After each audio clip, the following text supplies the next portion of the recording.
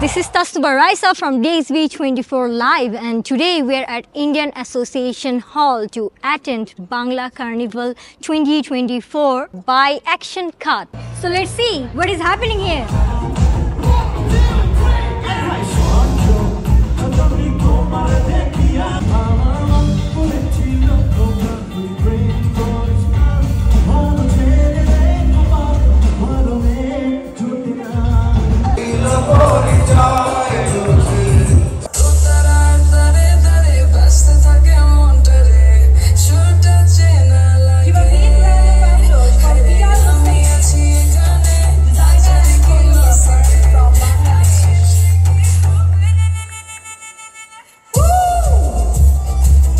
So viewers, now I'm going to talk with the show opener of this show.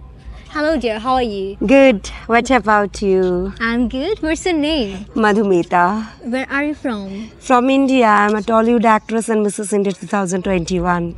Okay, so what is your feelings about this show? I really feel glad to be a part because this is an international platform, and I really happy to be a part of show's opener because I owed a very pretty white sari. You people can see, you people can watch whenever the video will come, from P.L. Hossain customized dress, and it was fabulous.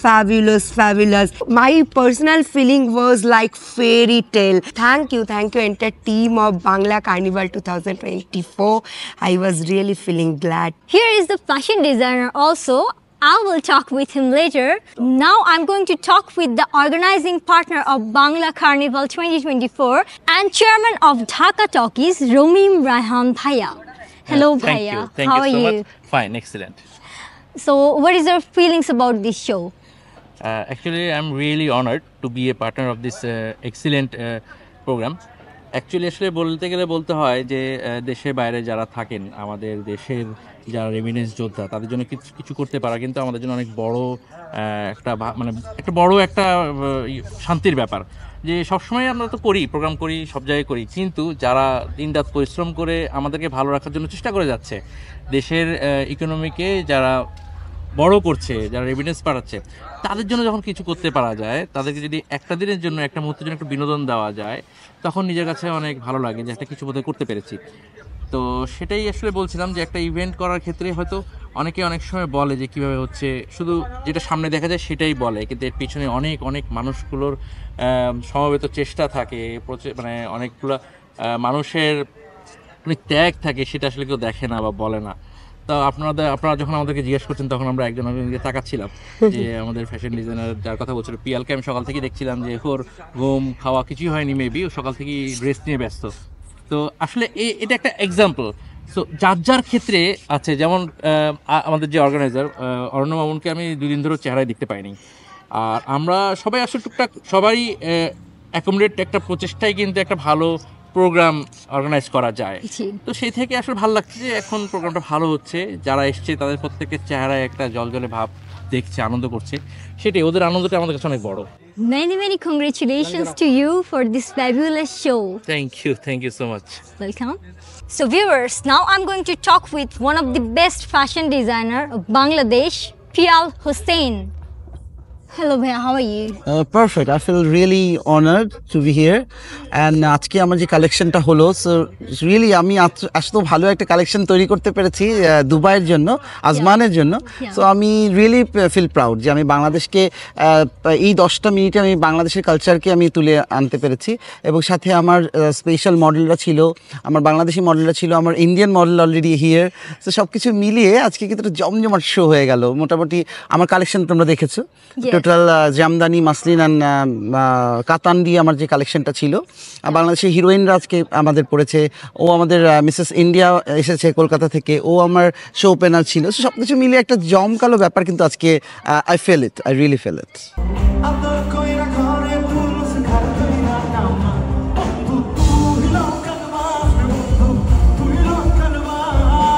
What are the challenges you faces to organize this overseas show? Thank you so much. Actually, যদি বলতে হয় যে Dhaka talkies সবসময় ভালো উদ্যোগগুলোর সাথে ছিল, আছে এবং ভবিষ্যতে থাকবে, এটা আমি সব জায়গায় বলি। বাট বলাটা যত সহজ তত কিন্তু আসলে করাটা সহজ না। চ্যালেঞ্জ তো অনেকই আছে, তার মধ্যে সবচেয়ে বড় যে চ্যালেঞ্জটা হচ্ছে দেশে তো এক ধরনের চ্যালেঞ্জ থাকে, বিদেশের মাটিতে শো করা, এটা অর্গানাইজাররা জানে যে এর পিছনের কাহিনীটা কি। একে তো হচ্ছে দেশের বাইরে একটা ওয়েদার এফেক্ট, আজকে ওয়েদারটা প্রচণ্ড গরম, সেই ক্ষেত্রে এরপরেও যে আমাদের আজমানের বাঙালিরা এসছেন এটার জন্য আমরা অবশ্যই তাদেরকে ধন্যবাদ দিই। তার থেকে বড় জিনিস হচ্ছে যে একটা শো করছি, এই শোর পিছনে যে খরচ আছে একটা ব্যাপার থাকে, এটা বলতেই হয়, এটা শুনলে অনেক সময় অনেক সময় খারাপ লাগে, বাট যেটা সত্যি একদম ফ্যাক্ট যে বিশাল একটা খরচের অ্যারেঞ্জমেন্ট থাকে, সেই জায়গাটা থেকে না মানে অর্গানাইজার অনেক সময় অসহায় হয়ে পড়ে যে শো হয়তো চলে এসছে সামনে, কিন্তু তখনও অনেক সেক্টরের টাকাগুলা কিংবা অনেক সেক্টরের খরচগুলো আমাদের কাছে উঠে আসে না।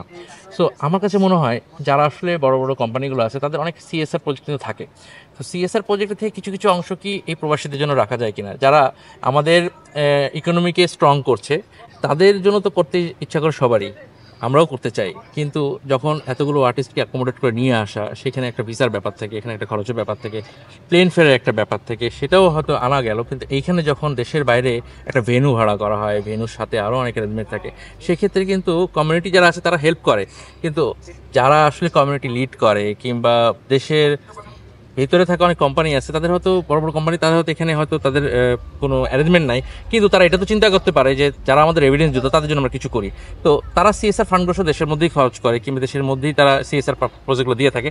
তো সেই ক্ষেত্রে যদি কিছু সিএসআর প্রজেক্টের কিছু অংশ যদি এই প্রবাসীদের জন্য দিয়ে রাখে তারা, কিংবা তারা ব্যবহার করে কিংবা তারা খরচ করে, তাহলে দেশের বাইরের শোগুলো তাহলে খুব সাকসেসফুল শো হয়। আসলে দেশের বাইরে শো করে কেউ চিন্তা করে না যে আমি অনেক বড় কিছু করে ফেলবো, কিন্তু আমাদের একটা মেইন উদ্দেশ্য থাকে যে দেশের বাইরে যখন শো করছি, যারা আমাদের মানে রেভিডেন্স যোদ্ধা আছে কিংবা যারা আমাদের প্রবাসীরা আছে, তাদেরকে একদিনের জন্য, একটা মুহূর্তের জন্য একটা ছোট্ট বাংলাদেশ উপহার দেয়া।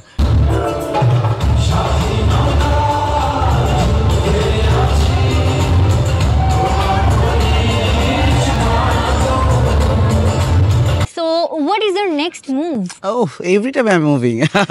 Anyway, so my next move is we're planning to do in Dhaka. Obviously, you know, I did a Dhaka Fashion Day last week. It's a blast show.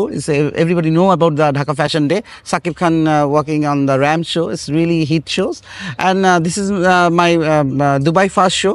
But in August 2nd, I have a show in Delhi, and she's also with me, and I go with her. That's some good news. Right. And obviously, next is we have a Canada show in September 7th in Montreal. So you see you all over there. And then like this, abroad I have a lots of shows planning, and hopefully it will be success.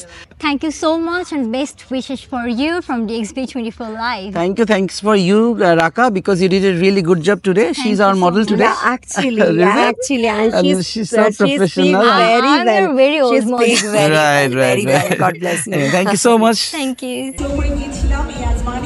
Hopefully next year we are show organized হবে. That's all from today. Sign out. Tasnuba Raisa from DXB24 Live.